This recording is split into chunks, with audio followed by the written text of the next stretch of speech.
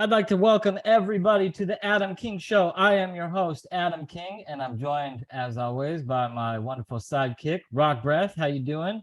I'm doing fantastic, Adam. How are you? It's been good, man. It's been the Jewish holidays. It's been a while since we did a show. Yep. I'm glad to be back. Yep. Glad to Hey, be I don't mean to post interrupt, but holiday. before you go further, I got to ask you about your shirt. What is that and what does it mean? My shirt. So this is an organization that I founded with two unbelievable security experts in the Jewish community in LA. Okay. And we handle a whole variety of emergency management and emergency response, disaster relief, liaisonship for the police department, for the Jewish community in Los Angeles, and more. Actually, Wow. actually, for the holidays, we actually arranged for there to be horse security. I actually got some pictures of it. Let me share. We have we had security. The police came on horseback, as you can see here. You could see that. So Wow. they set So up their, you yeah, they coordinated that. our organization coordinated it with LAPD, Magidim. Wow. And Wow, Adam. the kids were there to go up and talk to the horses and pet the horses. And as you see in the back, they had their mobile command center out. And this is Cool. what LAPD does to secure the Jewish community, Cool. during the holidays. And you saw people come up and pet the horses. It was really nice. And this is, I believe, Sergeant Sig, Officer Sig, this wonderful officer. And here you go, the horse is sticking with their tongue out. That's great. That's a great photo. Yeah, Yeah, Adam, you never cease to amaze me. we started this organization on what I call the night of the Democrat riots of 2020. We showed up in the street with about 75 volunteers, and we locked down the block and made sure that no Jews in the neighborhood or non-Jews who live in the Jewish neighborhood were hurt or affected by the riots. Wow. And our organization is called Magivim.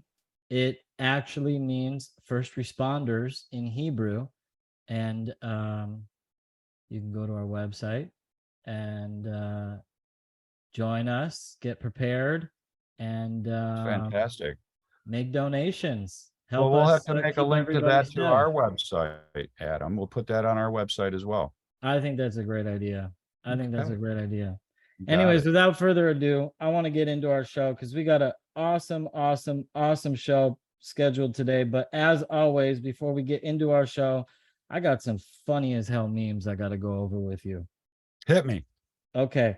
First, I want to honor my mother because she sent me a non-funny meme, but this is it. Let's root for each other and grow together.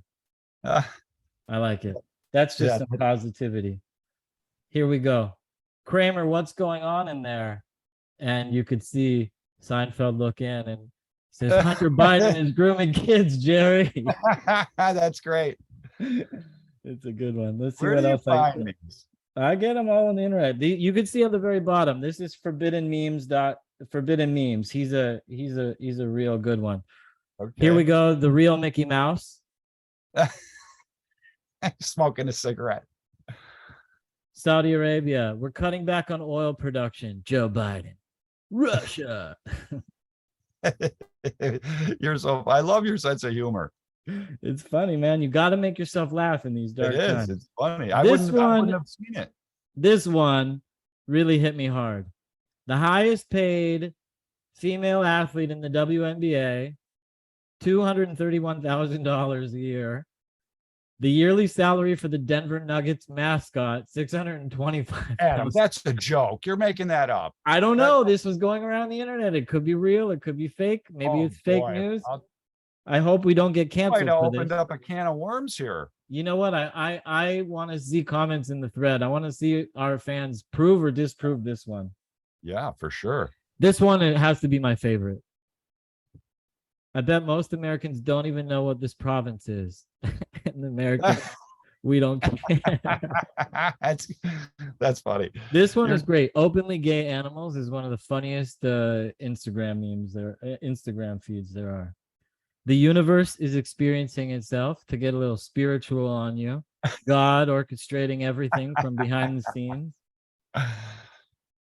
Pedophiles and rapists. Before, please get in my van. I have free candy. And now, we run the government. Vote for me. You're too much.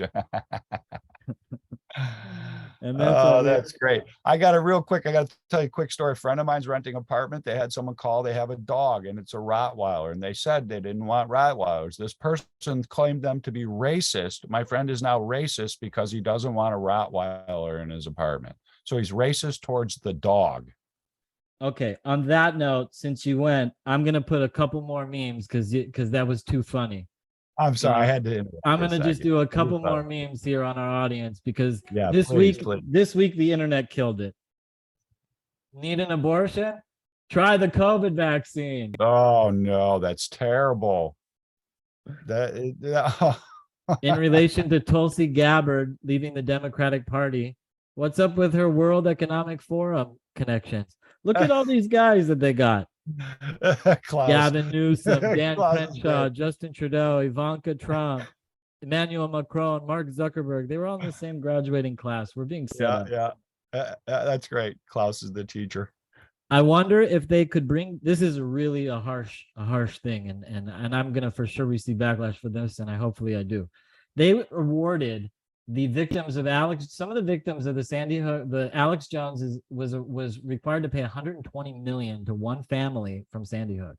And I just want to know, and we say, of course, you know, they would trade the money in for their kids any day, but if they could bring back the kids, how many of them would be a little bit hesitant to give up that 120 million? Well, that's tough. That's a tough thing to say. And in honor of Columbus Day, we have this one. You know, I can't believe this stuff is being. And as COVID is leaving, nuclear Armageddon is stepping in the door. Of course, they got to have something now to put in front of us. All right, that's going to end our Adam, those were fantastic. I can't believe you come up with some of the greatest stuff. Thank you. I appreciate you sharing that with me. Yeah, of course, man. And we got a great show tonight. I'm going to let in our guests. And, yeah, please.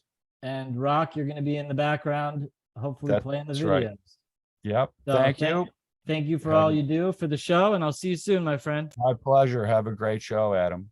Thanks. All right.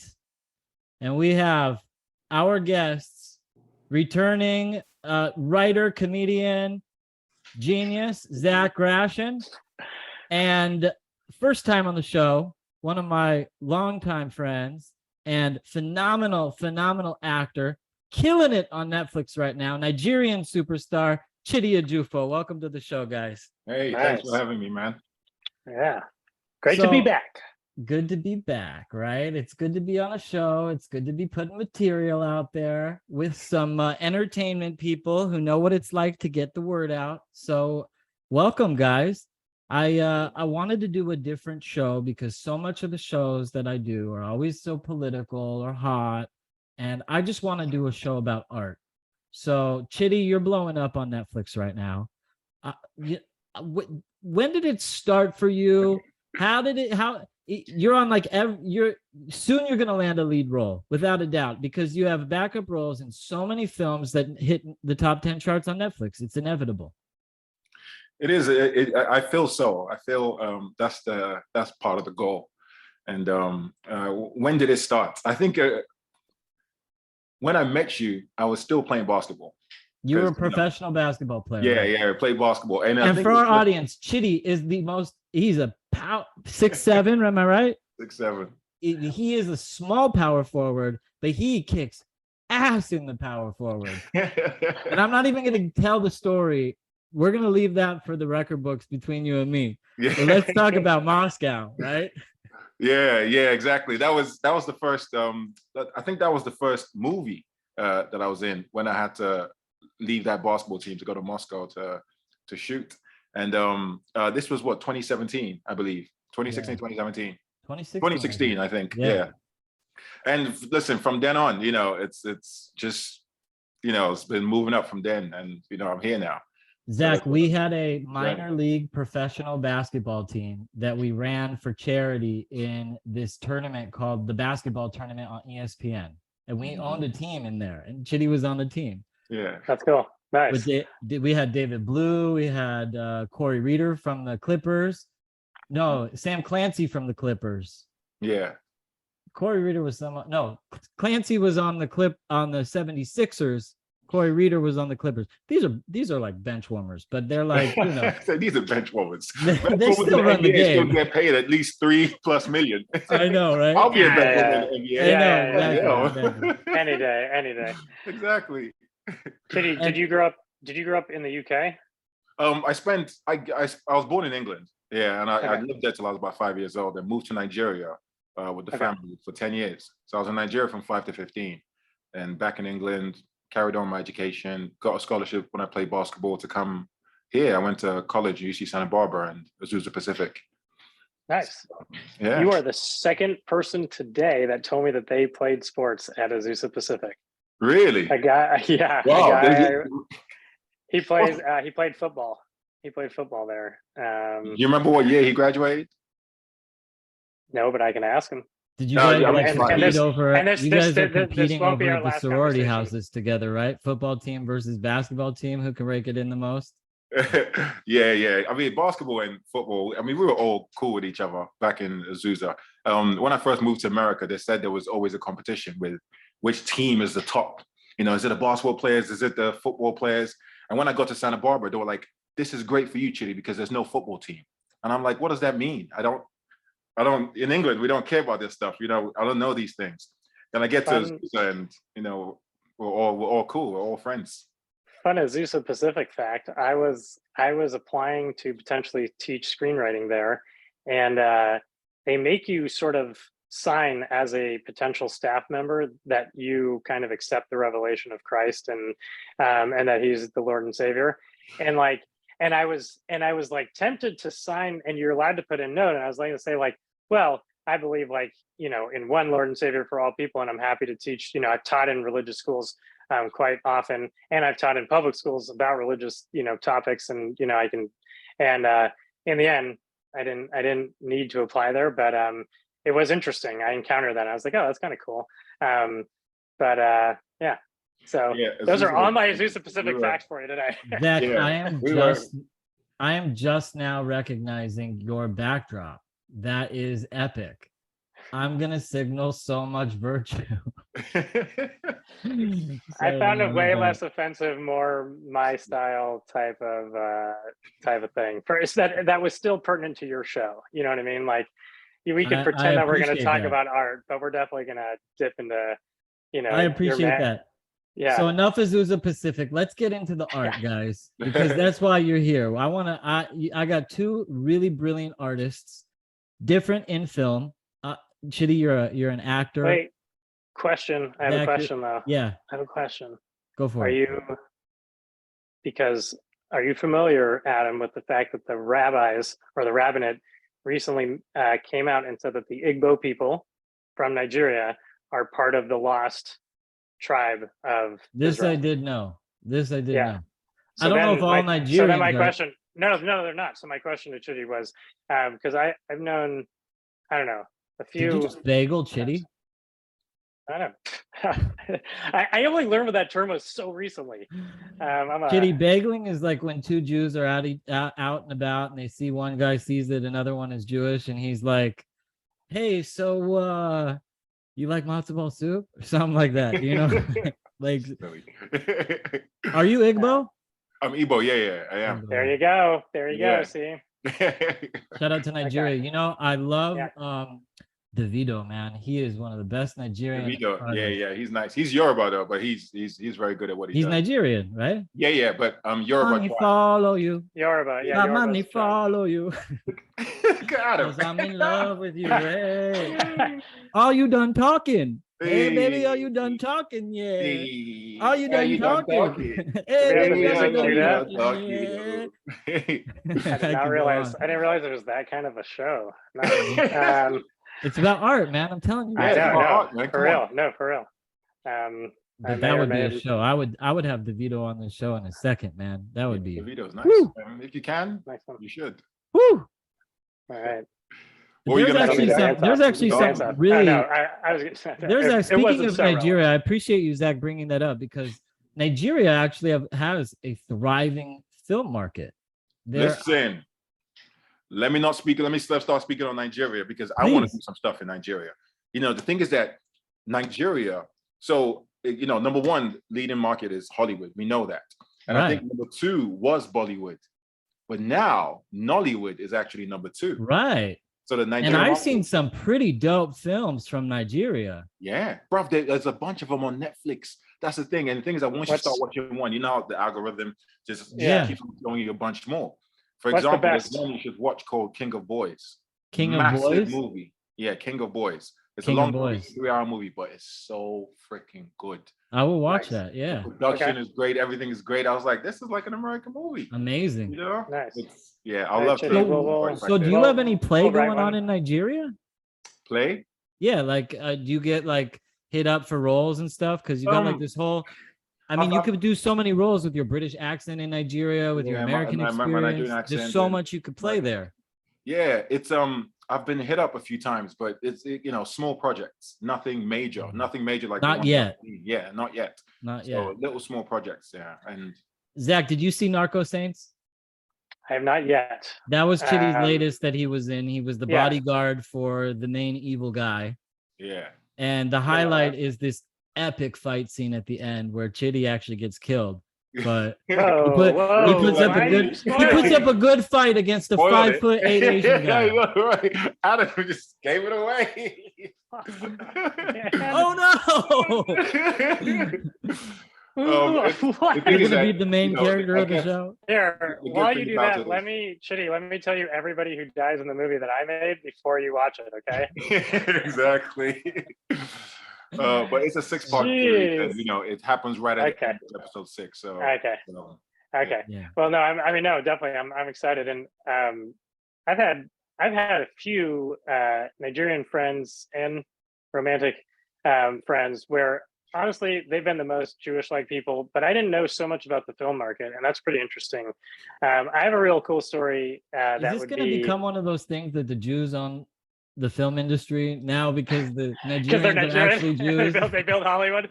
They build Hollywood in Africa. No! That's hilarious. It could be, but what? Oh man, I have so many questions about it because I'm like a story person. I'm like a story miner. Like I just like to mine a whole bunch of stories. Like in terms of, I guess, the big picture history of maybe the country. Like, what are there like huge like meta narratives there? Like here in America, you know, slavery, civil rights, Vietnam, you know, crack, and then gay, liberal, you know, like there's like kind of big trope narratives, and then there's like the American dream type stuff, and then like and then action westerns, you know what I mean? Like what are the story types there, or either historical or just like I don't know, cultural, that are unique to that? yeah, the thing is, so Nigeria has 150 different tribes. Yeah. Yes. Yeah. In Nigeria. Obviously, the three main ones are the Igbos, Yorubas, and Hausas. There's so many stories. There's you know, for example, in the 60s, right? Nigeria gained independence 1960. A few years after that is when the Biafra War happened.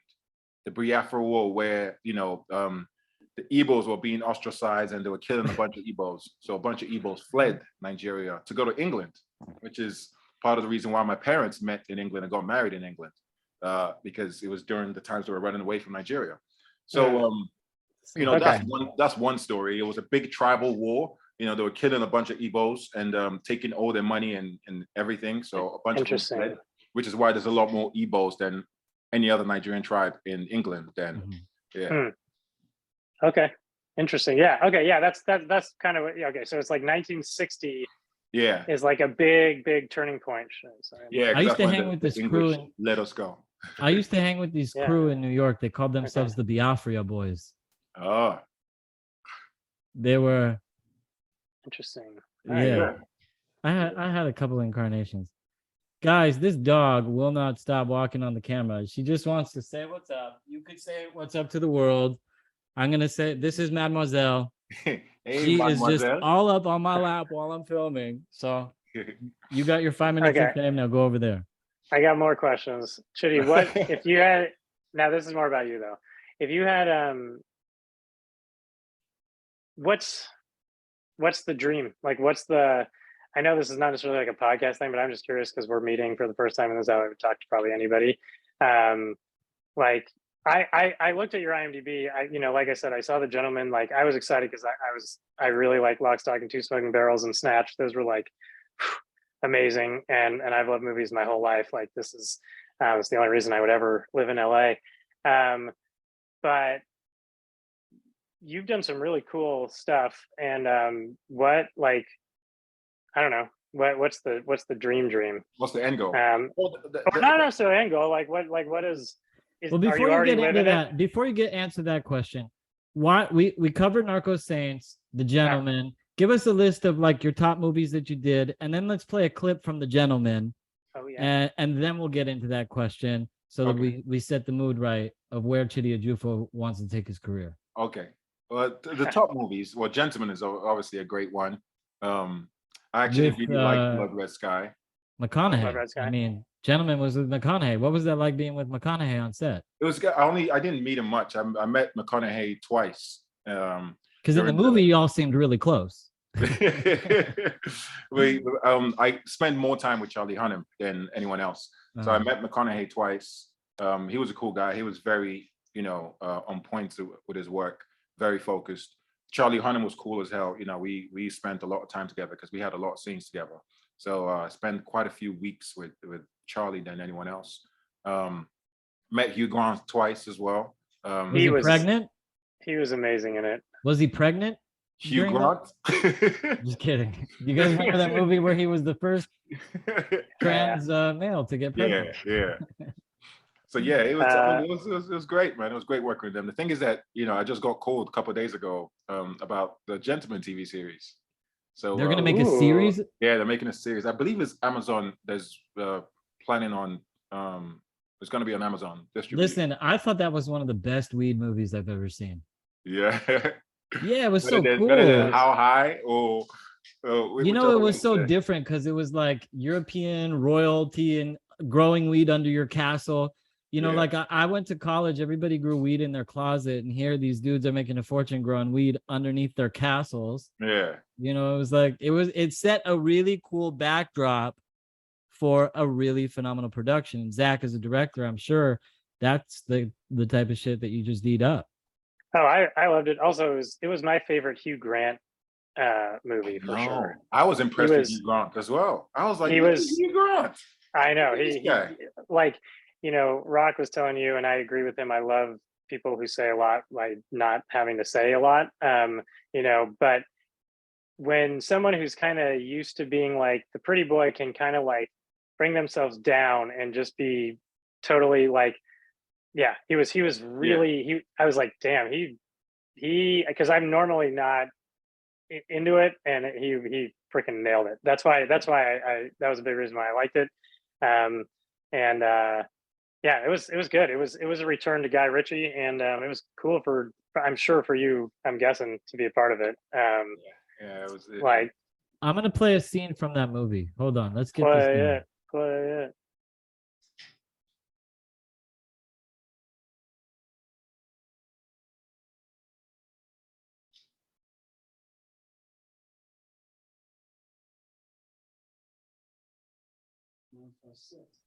Yeah.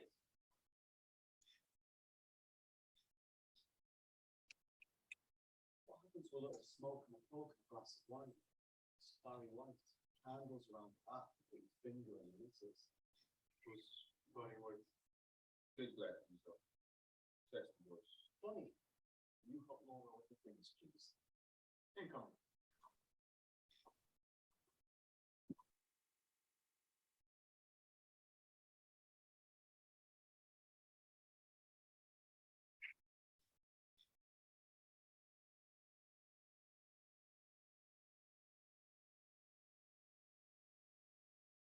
Is there a problem here, right? I see no problem at all. I forgot to wash my hands.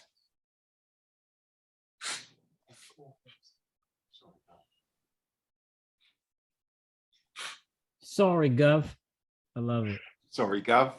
That must have been an epic scene to do. I mean, like you have so many people packed on that one scene. Yeah, it was pretty cool, man. And that was a real body I was carrying, man. That was not no fake nonsense. That guy was heavy. He was heavy, man. And I was like, oh gosh, I have to hold this up and speak.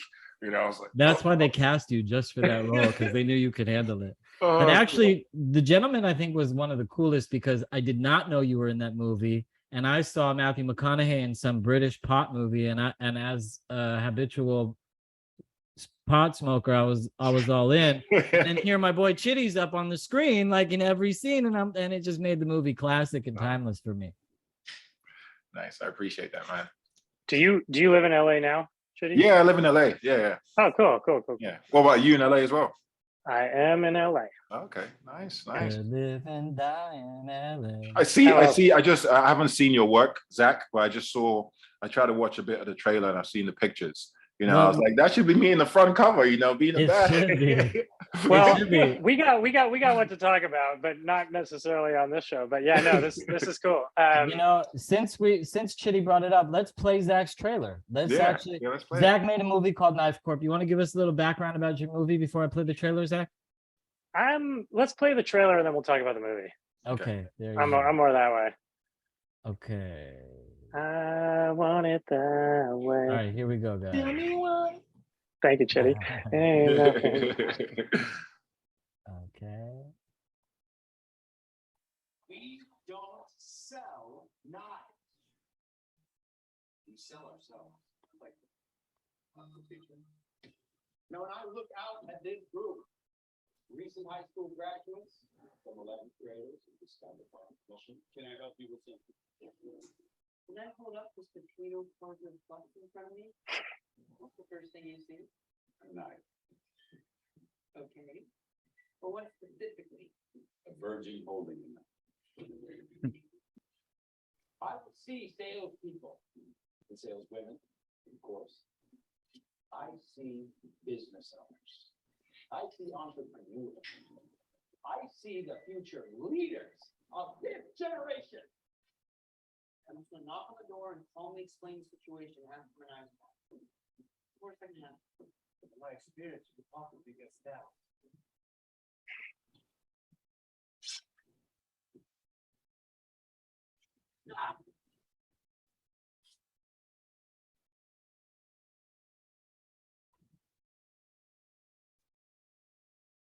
Can't really hear it.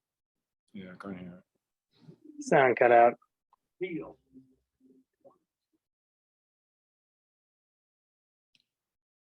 Trailer looks good though.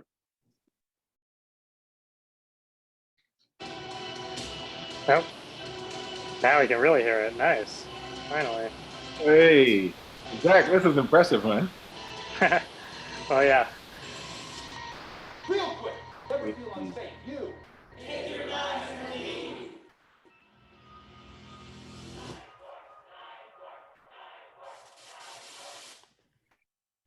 There you go. Those are some sharp knives, man. Yeah. Nice. Tell me this all started with like selling knives or something, and then it became a horror flick or something. But yeah, so the backstory. This way, it's more fun, I think, to watch it and then get the backstory. So, in America, anyway, there's this company called Cutco, and it's like really popular when kids turn 18. They sell these knives, and like they do this demonstration where they cut a penny. And I had a friend, actually his name is Akiva Friend, and he was like, he started making tons of money like after he graduated. Like he was wearing like these fancy ass suits, and he was, you know, and but he was like the Cutco kid. And then my friend here, Ellie, who's also friends with Adam, we were recently at a screening of his most recent film. I'll plug it, Love Virtually. Go check it out whenever it comes out in the future. That's another Netflix one that's gonna splash. Yeah, but so he had written a script called Knife Corp, and Ellie's like really funny. He's a really talented musician. He's a good director. we were like, I was like, I love the idea of like spoofing this Cutco thing, but let's just trap someone in a house, make it go horribly wrong, and then make it really funny because he's funny. We're pretty funny together. And we're very ruthless about our comedy when we're around each other. It's like you don't want to be in between the knives being thrown. Yeah. And so we wrote it with like, and we're like, we could also theoretically produce this ourselves if no one gave us money. We kind of wrote it in the summer of I think it was 2018, and we made it January 2019. And it was like a crazy, bootstrap project. But the guy Himson, who zips up his vest at the end, he's a guy I met here. He helped me do a stunt for a project a while back, and he's hilarious. He's a great actor, and he's a really good stunt guy. And he did our stunts, and it was just one of those things where everyone came together. Peter, who was in the scene we didn't get to show today, he was like, he took a character that was probably the worst written on the page, and everyone's like, oh, he's so funny, man. He and almost, a lot of people die, but at least you care about him. And so it was comedy. fun. Yeah. It's comedy. Chidi, have you done comedy? Have I done comedy? Yeah, I have done comedy. I started Gentleman. The gentleman, kind of. Well, they didn't cast you in a comedic role. Like, have you ever had like a satire? This is before the gentleman. Like YouTube stuff. I've done a little bit of comedy. Most of some of my friends are like, you should do more comedy. I'm like, yeah, I need to get hired for more comedy stuff. But we'll see. I did an independent film in England actually in 2020 September. It's called On the Other Foot. That's a comedy. It's even though I wasn't hired as a comedian as well, and that one I was playing the lead. But the story is about, it's my character was dating. My character is Black British, Caribbean. He was dating a white lady, and her dad was racist. He just didn't approve. So what she did is that she took him to a African church to kind of like see what other cultures is like, see what, the culture is like in urban London in a sense. And some juju happened that he ended up becoming a black guy for 3 days. So during that time. Is that like Freaky Friday? Kind of like Freaky, sounds like Freaky. It's similar in a sense. So he ends up being a black guy for 3 days, and me and a few other guys show him the black culture in London, in the UK, see what it's like, from the barber shop to the African food, Caribbean food. And he also gets arrested, and treated differently. He's gotta get arrested. Yeah. So it was a little independent film, and it was a comedy. And what's it called, and where can they? It's called On the Other Foot. On the Other Foot. On the Other Foot. Yeah, Where can people find that? It's on Amazon. You have to purchase it on Amazon. And we have randomly a Peter Andre on there. I don't know if you remember Peter Andre. Where's he artist. He sang "Mysterious Girl, I Want to Get Close to You." You don't remember that? From way back in the day. You guys like, how does the rest go? Keep going. I want to hear more. Maybe. Come on, you started. You got it. Roll. Let me see the roll. You almost, yeah. Yeah, we have. He's a British. Well, I think he's originally. Where's he from? Australia. Yeah, he's originally Australian, like born and raised, but Greek. Mm-hmm. And he did Mysterious Girl, which was a big hit. Like till today, this is like over 20 years later, he still sings that song. That's funny. In shows in England, and it's still doing well. It's one of them. All right, guys, I want to pivot subjects. Now, Narcos Saints, it was such an interesting movie because I feel like Asian film encapsulates, like Zach was talking earlier about Nigerian themes versus American themes, like Asian Asian themes. No. Asian themes, they kind of have like this the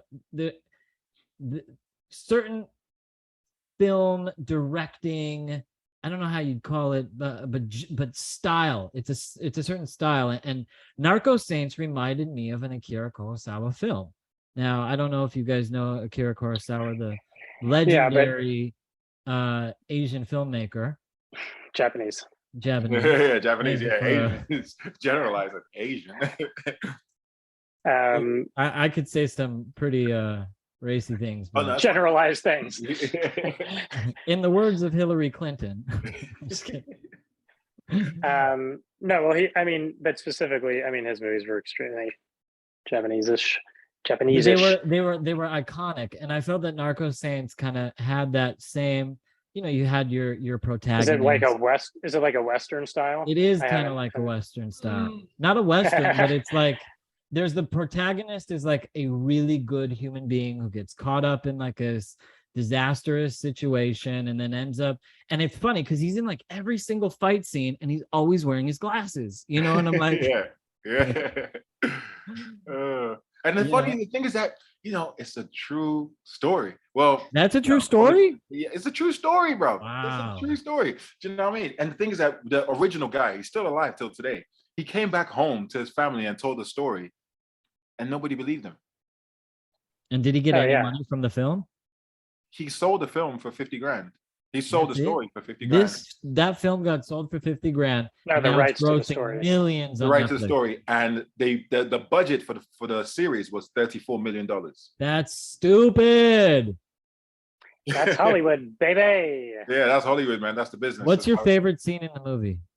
My favorite scene? Oh Yeah. my gosh, it's a 6-part movie. I would say it's It is. It's a 6-hour movie. Yeah.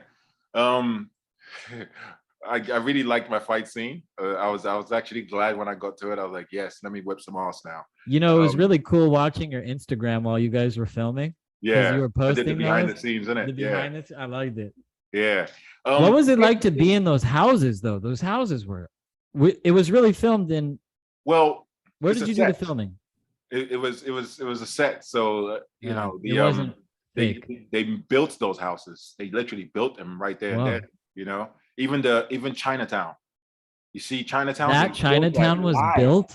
They built. We're in the middle of the jungle, and they built this set just in the middle of the forest. Where? Where did you film? In South Korea. Oh wow. In South Korea, we're there for 6-7 months. South Korea and Dominican Republic. That Chinatown was so intricate.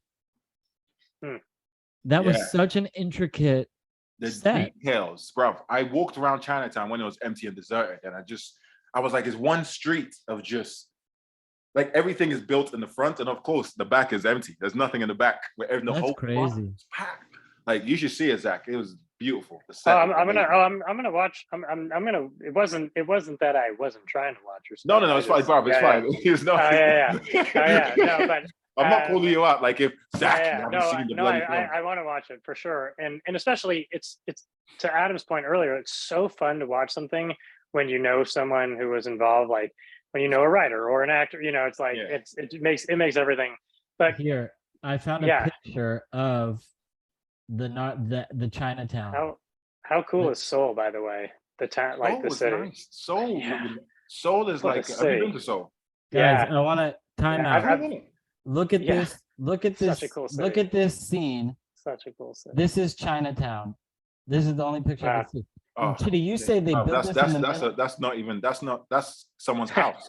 That's not even the street. That's not the street. Better pictures. Let me try to find. That was him. I'll try to find some. You talk amongst yourselves. Let me find some better pictures. Yeah, Seoul's a beautiful place. I mean, Seoul reminded me of like a San Francisco and New York mix. Wow. Yeah, and it's just the way it operates. It's like the food is good, like the transportation is so good. People are, so safe, isn't it? It's so safe. Yeah. Bro, I left my phone somewhere and came back about half an hour. It's still there. No, they're very safe. No theft. You walk into a restaurant and literally at the front there's charges. Everyone can leave their phone and charge their phone and just. And I want to just say I love Korean people. I think they're some of the most fantastic people in the world. I love people. Yeah, exactly. They're a very advanced society. The Koreans are very advanced people. Technology, they're very smart. I'm not even talking about technology. I'm talking about class, civil structure. They're just like a very well-to-do, well-built society. I also thought, I was like, when I was in Seoul, I was like, why is everyone, and they're very hardworking. They're very hardworking, like almost to the end of passing out. Like even on my job. They don't have, their kids don't stop for summer. They don't. No, and I think this is what I heard. This is what I heard when I got to Korea. They said it's because of the war.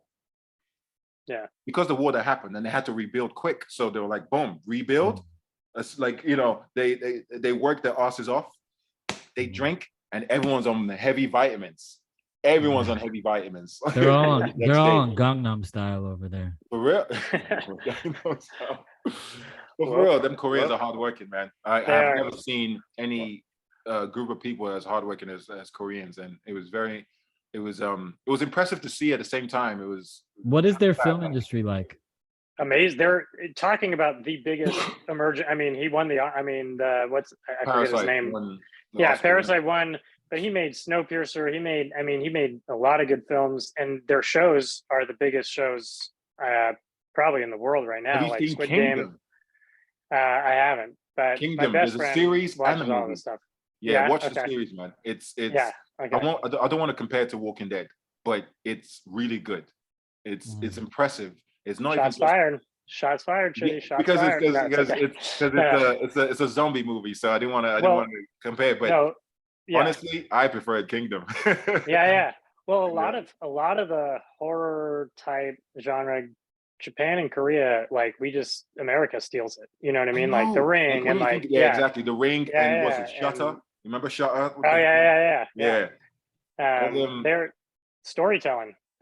They're good at it, and they have a tradition. You know what I mean? Like that's why it's interesting to find out like all places in the world, because everybody, it's all essentially the same, but then it's the different like characteristics that make it really, really, really fun. Nuances. And Zach, okay, so Zach, let's take a step. Out of all the films that have impacted your career, I want to hear this from both of you guys. We'll start with Zach. What set you on the path that made you want to take this career? So the honest truth is I don't think it was a film, but I will tell you the first film that definitely made the impact. But the story goes, when I was born in Anchorage, Alaska, I didn't cry. My eyes were just wide open. I was looking at the doctor, the nurse, my grandmother, my mom, and I was just like reading the room, you know, like not like the actor, more like the director, I think. And then like I was entertaining people from a very young age. But the movie that I remember seeing in the theater that I was like that like made me just feel everything was Aladdin, for sure. That watching that in the theater with like the magic carpet ride, the genie, because like Robin Williams, like, I mean, those songs, it was just like mind blowing. And you know, I was like a critic from a young age. So like when people tried to pass off the Power Rangers as the Ninja Turtles to me, even in first grade, I was like, nah, like you're not going to get me to hang out with your kid just because you're like, oh, we got the new show. It's like, no. So I had my taste and my sensibilities, but definitely Aladdin was like the thing I remember. But my parents were cool. Like they would let me watch, if it didn't have like a lot of drugs or a lot of sex, you know, if it was just like an action or had a lot of, you know, swearing, like as a kid, they were kind of cool with that, especially being the youngest in my family. So I got to see like some good action movies. And so, I can go on about other movies, but that's the first. Speaking of Aladdin, just so you know, Zach, for 2 winters, I played the genie on theater in Aladdin.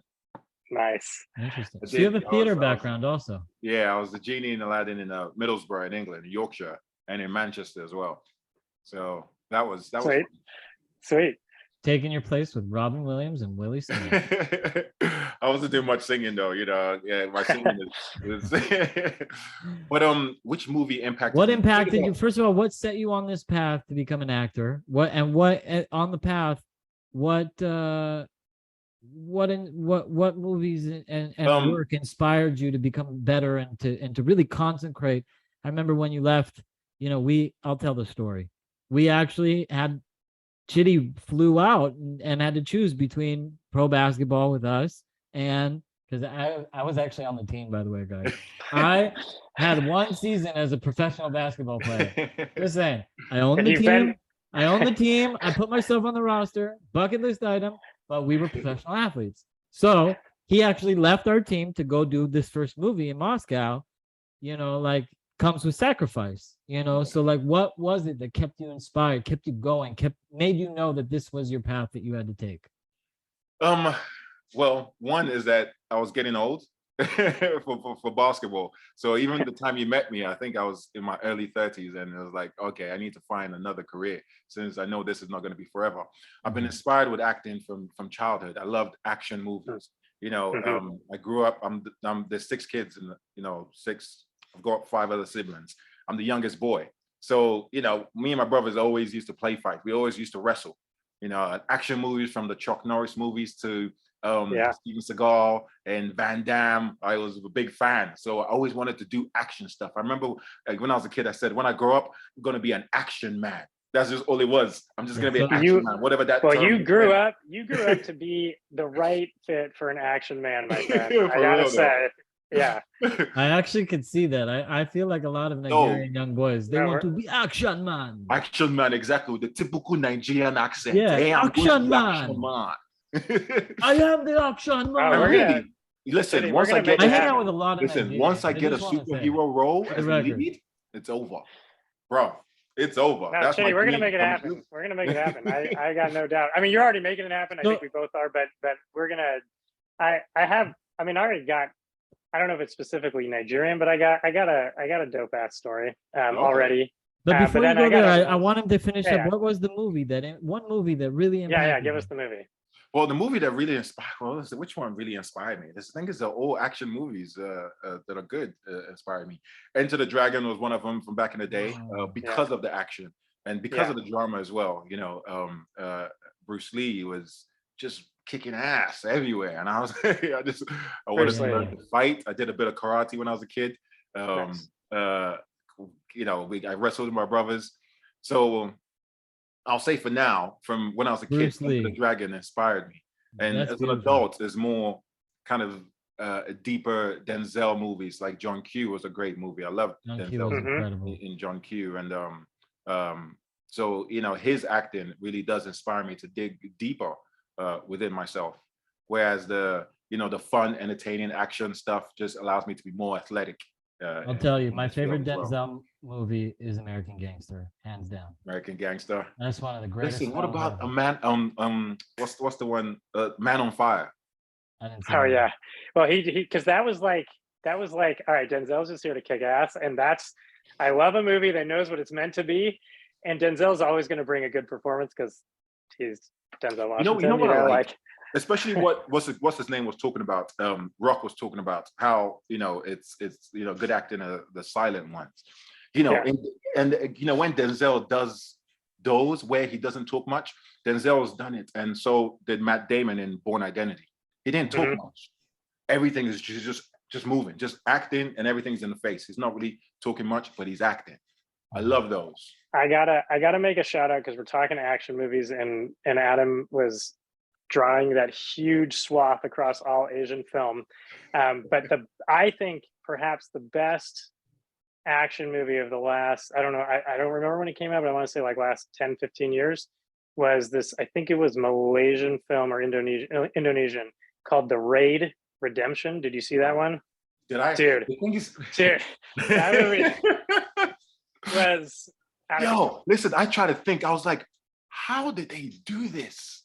Like, the choreography is just it looks like they actually kill Adam like 300 people, and none of them look like actors or stunt people because they just look like people they just took off the street. Exactly. And they're like, hey, we need you to run right into this knife, and like it just their head. And then because I remember I was like, someone told me to watch it, I was like, all right, I was like at some hotel, I was gonna go to sleep, and then I was like, all right, I'll watch 20 minutes, I'll go to sleep, and I was like, oh no.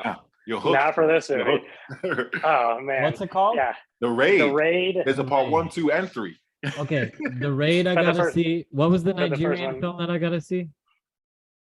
You gotta link him, Adam, in the bio. The Nigerian action film that you said in the beginning. Oh, King of Boys. King of Boys. The Raid, King of Boys. What else do King of Boys the audience have to see? Must sees for the audience. The Raid, King of Boys. I don't remember the other ones. The Gentleman. Knife Corp. Knife Corp. There you go. You gotta check that out. Oh, Narcos Saints on Netflix. Yeah, Narcos Saints. Yeah, for sure. So Zach, you never did acting, did you? I did. That's what I grew up doing. Yeah. And then when did you make the transition into writing, directing? it wasn't a transition. It was always part of it, but it was more like my decision to write. I mean, do you want the story? I Yeah, sure, can go for it. keep it relatively short. So I mean, again, always I would write, like even in high school, like if we had to write a short story, I was like, I'm going to write something that's going to be just on the line of like my teacher saying you can't do it, but it's going to be good enough that they're going to be like, oh shit, that was like kind of good. So it was like I would write super violent or creepy or like weird stuff like for short stories, and it would, you know, it would do well. And then, but it was always, I knew, like I in kindergarten, I actually tried to put together the play of Aladdin, and I told my buddy, I was like, just so you know, you're gonna have to like kiss Jasmine like when we get there. You know, it was like we were 6 years old, so I was doing that in Straight kindergarten. up make out with Jasmine. That's Yeah. what I like it. They did date in high school, those two. But anyway, really, when I got serious was in high school. My brother, who was a really popular, cool kid, he was 2 years above me. He passed away yesterday. Was his 20th anniversary of his passing, his yard and Yeah, so yeah, and I had a What was really his cool name? teacher, Ari Noam Ben Devorachana, Ari Noam Grashin. But he, you know, he was like, I'll say there's about 2,000 people at his funeral. He's only 16 years old. You know, like he kind of made a big impact. He was a great athlete. Like he played basketball at, you know, our Jewish school, but also like in the rec center where, I mean, he put on a show for people when he wore a basketball keeper. They're like, oh shit, you know, like they took him very seriously because he had, you know, he had the skills. But anyway, around mid high school, like I wrote a piece about him, like for an assignment, and then my parents were like, you got to get out of this art collective. It's not really doing any good. So I was like, all right. I asked this teacher I really, really liked. I was like, can you help me work on my writing? I entered a writing competition. Got this piece about my brother. It was the last day of his life published, and I was like, oh shit, I like got a nice scholarship. And I was like, you know, my friend pointed out to me, because it was like I worked so hard on like such a small piece that was really freaking intense, and it felt like kind of numb at the end. And I was like, cool, like it was the story of my brother. But my friend was like, you know, millions of people read this magazine. Someone may actually get inspiration and actually, you know, learn a lesson. I was like, okay, it like clicked for me that was always the thing that I wanted to do, but that was like why it actually meant something. And so then from then, like in college, I just did film competitions, but I was always kind of you know, doing it, I wouldn't say on my own, because I always would build a team because I like collaborating. But really, you know, publishing that, and then that teacher kind of inspired me to get my master's at this really cool, unique program. And, you know, the stories I'm You have working a on now master's are in film? screenwriting. Or creative writing technically, but so I was exposed to a bunch of different types. But and then, you know, the stories I'm writing now range from pretty heavy civil rights pieces that people have hired me to go through, and also like historical fiction of, you know, we mentioned Matthew McConaughey. He's being mentioned right now in a really cool project. You know, it's super preliminary. I'm not going to pretend like it's signed, but the people who he works with are, you know, it's really cool that people trust me with their stories. Have your people call me? Yeah. We'll book it. Dude, that's $10 million. your My client segment. wants $10 million. That's your new segment for this show. No, you give gotta me the just money. pick up the phone. You give me the Oh, money. that's You so call me good, when you Adam. got it. We How's just that? figured it out. That was How's perfect. Do I get the part? You do, but no, but real talk, you got to make that into like King's calls, and then you just like pick up the phone, and it's like, all right, we got to move on, and then you just hang it up, and it's like, I don't know. That's a great little piece. Hold on, we're getting a call from the audience. Yeah. Okay. Stacy from Alabama wants to know, Chidi, have you ever done screenwriting before? Dude, this is, you know, Zach, you know, there's some stuff. Well, I guess we'll talk more, but there's some stuff, Yeah. you know, I'd like to collaborate with you on. There's a lot of stories I want to tell, and I need a good writer. So this is we're gonna talk. So you haven't done screenwriting. No, I haven't done no. And so this is a great match. Yeah, it is. It's a shidduch, Bubba. I have a lot of. I mean, I like stories good people. I like good people who just love, you know, it's really like you. Yeah, no, I like when Adam showed me, I was like, oh, cool. I was like, I've seen this. You got you. Yeah, it's cool. You know what I mean? Like some people you just. I really think I he's know a what you mean. gentleman. You That's know, fine. like I don't think Narcos Saints didn't get to capture your genius. They were very much monolithic in what they wanted to. Exactly, they really wanted to showcase the Koreanness. Yeah. And I felt that it was actually a shame for the movie because there was a lot of other people that could have had some, greater talking roles that Yeah. I felt could have made the piece more rich. But all in all, Narcos Saints was brilliant. But the other movie that you did, the The Blood Red Gentleman, Sky. Oh, well, the Gentleman. the Oh, yeah. Gentleman, and before we end the show, I want to touch on the vampire movie you Yeah. did, because that was actually number one on the Netflix list, Netflix, correct? Yeah. Yeah. So, but the Gentleman, like, it really captured your acting, like in that, like the scene that we showed, like there were just so many, like it really takes a good actor to make a film believable. Like that's not who the guy is. They're faking it. They're an actor. They have to really become that role. And in The Gentleman, you really became that role. It was very, very compelling acting. But what was the other one you did? I want to touch on that because we haven't even brought it up, and it was number one on Netflix. And you had a Yeah, huge there's a part in that few. too. Yeah, Blood Red Sky. It's pretty bloody and gory. I think there's a few of those scenes in my trailer. It was number one on Netflix. It's a German and English movie. It's a movie about this girl who's trying to find a cure or some disease that she had. So she's flying from Germany to New York to meet a doctor, a special doctor, to find Dr. a cure. Fauci? Dr. Fauci, exactly. Yeah. No politics, remember? Let me get my mask. Hold on, I'm gonna put my mask on. Everything got really, really intimate. So she's flying to New York to find a cure, and and she's there with her son. And it just so happens that there's these guys that get on the plane, on the flight, for some reason. They're hijackers, basically. It's 5 or 6 of them. They're hijackers, and I'm one of them. And the lead is the main hijacker is Dominic Purcell. I don't know if you remember Dominic Purcell in Prison Break. Oh yeah. The brother, the big guy in the Prison Yeah, Break. Yeah. Of course. So he's the main hijacker. He's a phenomenal actor. Yeah. So he hires me and a few other guys to assist him in this mission. The mission, in the end, the mission is never told. You never know what the mission is. Yeah, because we're told to hijack this plane and we're gonna get a bunch of millions and all that kind of stuff, and stuff's gonna go down. But we never end up knowing what happened, why. Everyone's assuming stuff. And basically one of our guys ends up kind of going rogue, and it becomes too aggressive, and the girl ends up turning into a vampire on the flight, and now all hell breaks loose. People get bitten, violence, blood, gore. I saw some everything is on a scenes. plane. Everything It's is a on really plane. dark film. I gotta be honest. Like, if there's one scene where she gets her foot stuck in the chairs, and if You she saw didn't that, get her right? foot stuck in the chairs, you guys were gonna be dead, man. Yeah. Like, yeah, she yeah. was pissed. And I She think was, that's like, not typical vampire. Thirsty movie, for though. blood. It's not. It's more of the story of one. It's the woman is playing the lead, which was a big deal for a vampire film, and 2, it was about the love of a woman and her that she has I'll for her tell you, the child. best female vampire lead I ever saw, Queen of the Damned. Underworld. Queen of the Damned. Oh, Queen of the Damned. Interesting. Yo, I cried at the end of Queen That of was the Damned. I'm not even kidding you. What's her name? The musician. Aaliyah. Aaliyah, yeah. Wow, deep cut.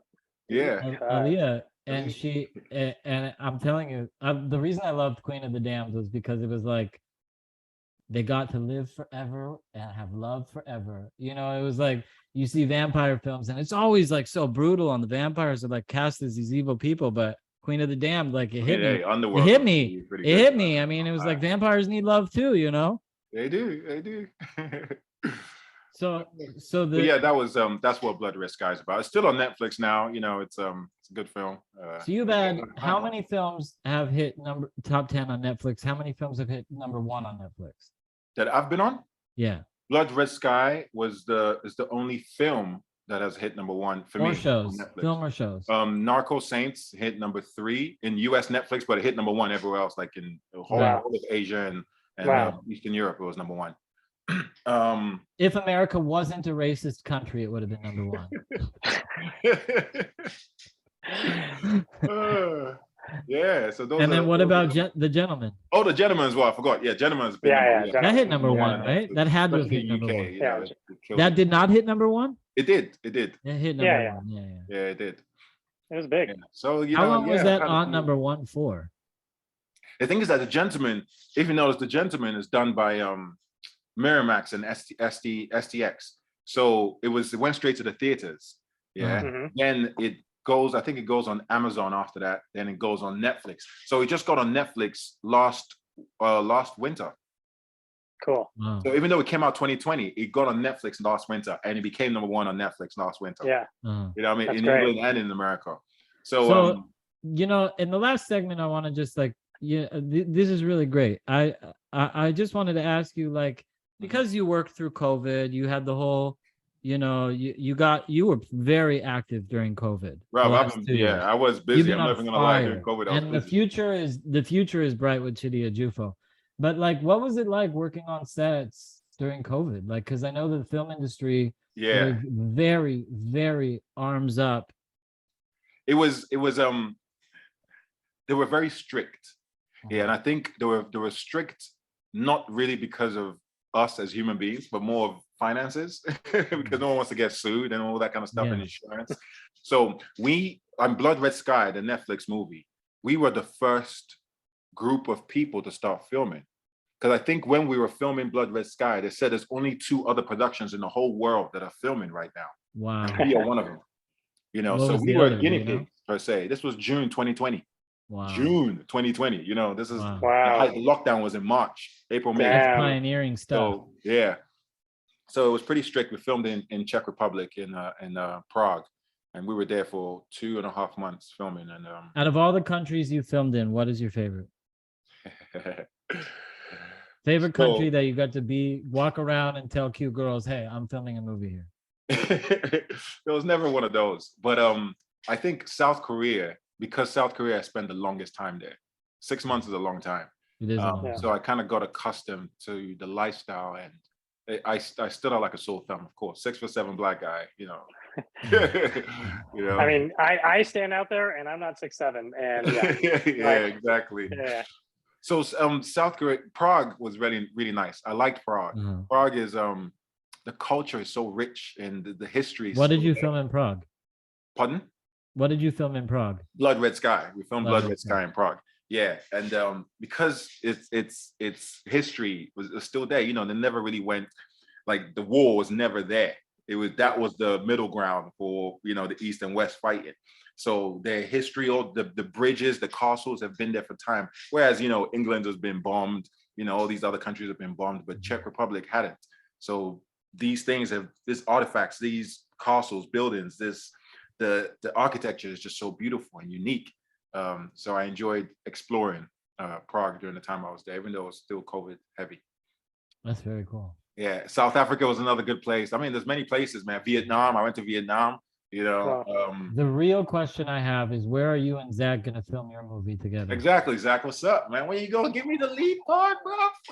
I don't Yeah, know where we're gonna film it. That'll be based on tax benefits for sure. Yeah, for real though. No, but We didn't even but- get into that nitty no, gritty. but we're gonna find. It has to we'll be find Europe a or story. Canada, because there's Yeah. big tax benefits over there. So We'll You guys find a should make a story. let's go film in Nigeria. Oh, no tax benefits. It's okay. Free for all. Let's yeah.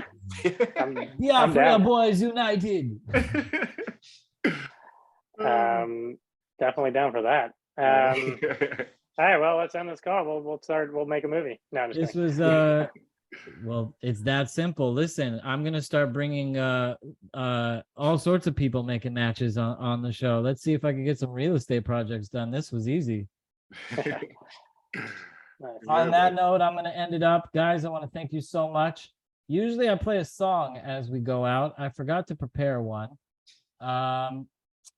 Let's see. Do I have one that I could play? Let's look Let at me it play now. one for you. It's okay. Let's bring some Niger up in here a little bit, eh? Oh, we should play some DeVito. We should Let's go give out to some- DeVito. Let's give some music. Yeah, I'm gonna play some. Ooh. Oh yeah, I'm gonna play the DeVito song. We're gonna go out to DeVito. Hold on, let me pull up the DeVito. Sorry, I didn't hear you. Who is that? Who's the music video? It's called Move by Bad Boy Tim's. Okay, hold on. Let me Bad pull Boy it up on Tim's, YouTube right now. Timz. What incarnation? Okay, hold on. It's called what? Move. And the artist's name is Bad Boy Tim's. Timz. Okay. It's called So Move. this is gonna be our credits today. We are gonna play the official Bad Boy Move music video as we go out. And so before we do that, I want to just say thank you to my guests. Thank you to Rock Breath for everything you do for the show. Thank you to everybody that participated. This was a really great show. Chidi Adufo, IMDb, Zach Grashin, IMDb. You guys are superstars. On that note, please, Bad Boy, Move, take us out. You're too much. I'm Adam King. Everybody, thank you so much and have a wonderful, wonderful night.